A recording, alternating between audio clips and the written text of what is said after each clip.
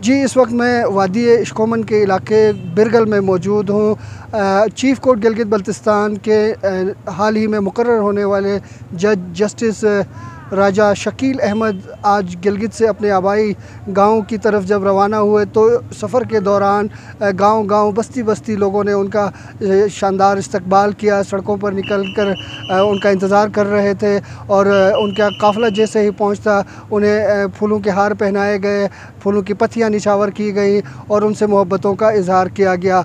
यूँ कई घंटों के सफ़र के बाद उनका काफ़िला जो है वो बिरगल गांव पहुंचा तो यहाँ उनके एजाज़ में इस्तकबालिया दिया गया।